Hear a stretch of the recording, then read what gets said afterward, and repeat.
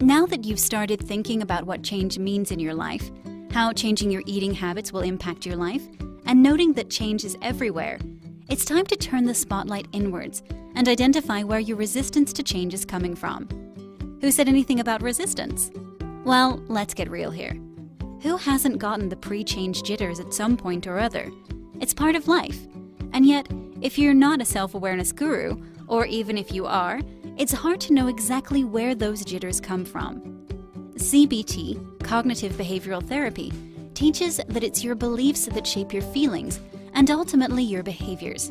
In other words, if you start to notice yourself freezing, blaming, numbing, lashing out, you name it, at the mere mention of making that dream change happen, you can actually trace this back to a core belief or fear. A particular CBT technique called the downward arrow entails challenging your voice of resistance by asking, what's the worst that could happen? Until you can go no further.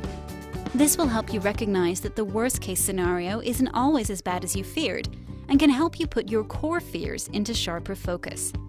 Example: I want to stop eating sugar, but I'm afraid I'll fail. My voice of resistance: that's going to fail miserably. Now the challenge: what's the worst that could happen? People will find out that I failed. And then what? They'll think I can't control myself. And then what? I'll feel ashamed and alone. And then what? Slowly the shame will dissipate. And then what? I'll either try to cut out sugar again, or I'll let it be. So your core fear is feeling ashamed and alone, not about eating sugar. You can take this in one of two directions. 1.